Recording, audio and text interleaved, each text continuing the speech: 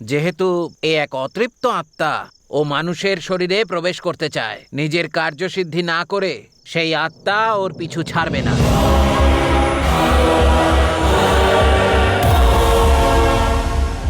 তেরো দিন ওই আত্মা ওর সঙ্গে থাকবে।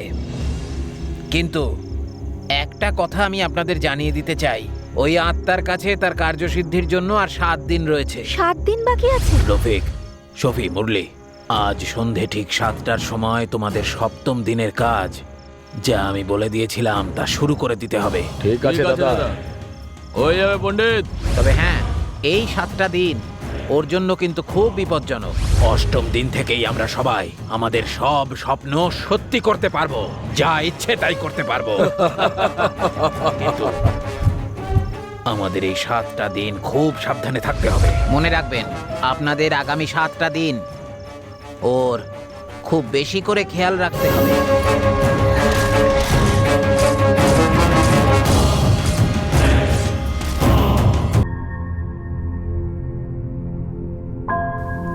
ফার্স্ট সেঞ্চুরি একটা মেয়ে হয়ে তুই কোনো একটা বাবার উপরে বিশ্বাস করছিস? 6টা দিন তো শেষ হয়ে গেল, আরো 7 দিন বাকি আছে।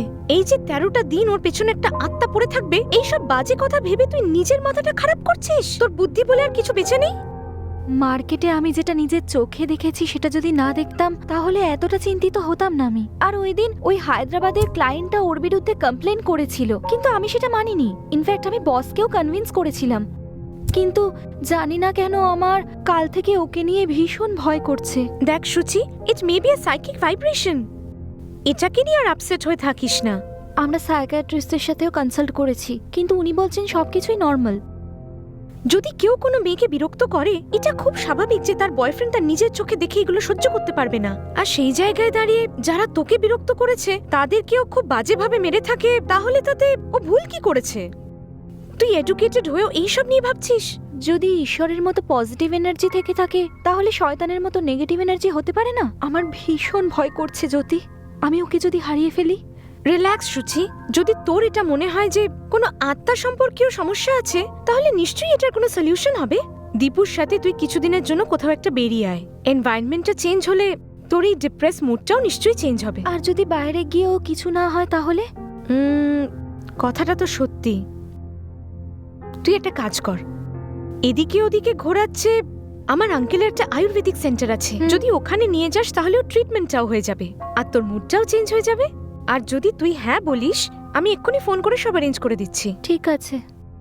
কাম অন সুচি, সব ঠিক হয়ে যাবে। চল আয়।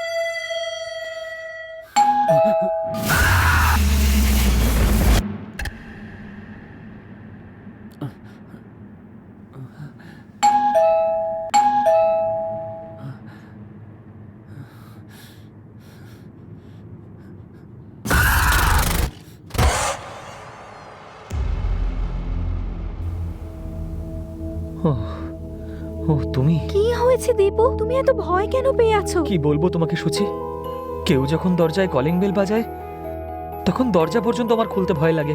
অদ্ভুত আওয়াজ আমাকে প্রত্যেক মুহূর্তে বিরক্ত করতে থাকে। যদি এইসব চলতে থাকে তাহলে সত্যি বলছি আমি পাগল হয়ে যাব। প্লিজ প্লিজ আমাকে হেল্প করো সুচি। আরে পাগল, যতক্ষণ আমি আছি আমি তোমার কিচ্ছু হতে দেব না। Don't worry, I am with you. I love you Suchi, I love you. I love you two.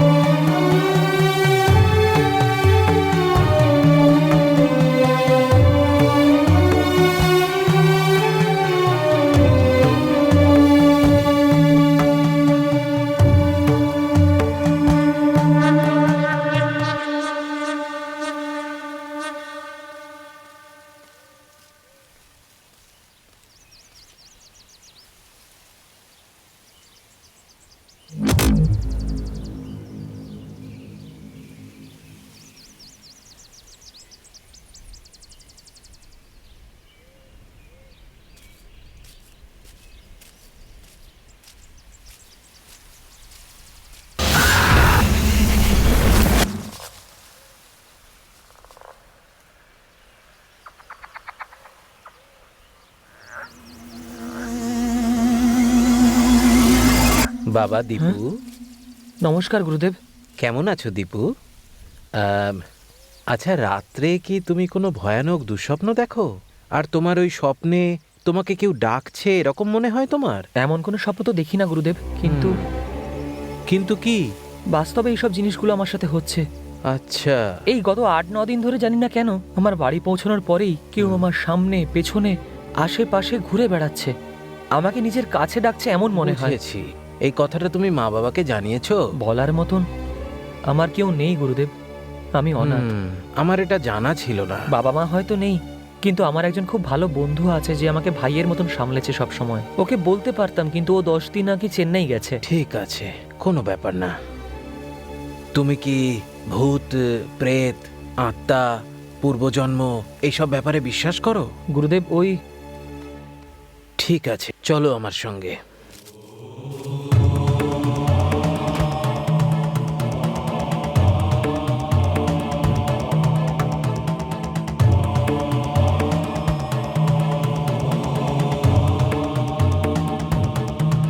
বসো।